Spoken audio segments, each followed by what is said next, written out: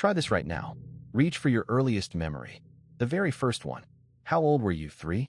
Maybe 4? And notice what it actually is. Not a clean movie. A fragment. A flash of a room. A feeling. A single image with the edges torn off. Now here's the unsettling part. The years before that fragment, your first 3 years, were the most intense, most formative years of your entire life. You learned to walk, to talk, to love, and almost all of it is just gone. An entire era of you, the most important one, vanished without a trace. So where did it go?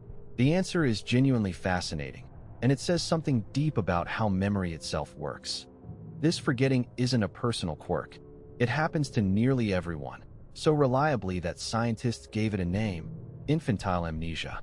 The near total blank before age 3, and the fragmented, unreliable wisps from 3 to 5. Freud noticed it over a century ago, though his explanation has since been replaced. And here's a detail I love. It's not even unique to us. Other mammals show the same pattern of early forgetting, which is a huge clue. It tells us this isn't really psychological, like some buried trauma we're hiding from ourselves. It's biological. Something about the way the early brain works simply doesn't store memories in a form your adult self can ever open again. The door isn't locked. The room was built differently. So why can't the early brain store lasting memories? The main answer is a single brain structure, the hippocampus. Think of it as the brain's librarian, the part that files experiences into long-term memories you can pull off the shelf later. And here's the thing. In a baby, that librarian hasn't shown up for work yet. The hippocampus is one of the slowest parts of the brain to mature. So in those first years, experiences are absolutely happening. They're shaping the baby, affecting them deeply, but they're not being filed into the kind of organized, retrievable story your adult brain knows how to read. The memories weren't lost. They were never really stored that way in the first place. You can't lose a book that was never put on the shelf. Here's a second piece that surprised me. Memory is tangled up with language. The kind of memory that tells a story, with a beginning, middle, and end, leans heavily on words to organize it. And before a child has enough language to narrate an experience even to themselves, that experience is much harder to store as a retrievable story. The researcher Catherine Nelson showed this beautifully. A child's autobiographical memory takes off right as their language does. And it gets better. When a parent talks with a child about the past, remember when we went to the beach, remember the big dog, that conversation actually helps build the memory.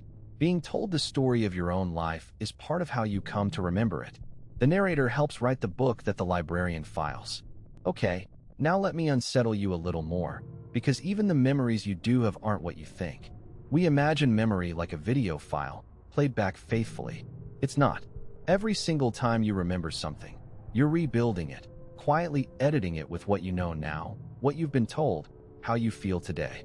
The researcher Elizabeth Loftus spent decades proving how easily memories bend, how suggestion and time reshape them without us noticing. So your earliest memories? They've been rebuilt hundreds of times. Some details are probably borrowed from a photo you saw, or a story your family always tells. They're less like recordings and more like a story you've retold so many times it's become smooth. And here's the kind part. That's true for everyone. Your memory isn't broken. That's just what memory is. So if the memories are gone, did those first years just disappear? No. And this is the part that gives me chills in a good way. The experiences left a different kind of trace, not memories you can recall, but patterns you can feel. Psychologists call it implicit memory. The baby who was held and soothed again and again doesn't remember a single one of those moments, but grows up carrying a quiet, bone-deep expectation that when things fall apart, comfort comes. The child who was often frightened won't recall the specific fears, but their nervous system learned to stay watchful, and it kept that setting.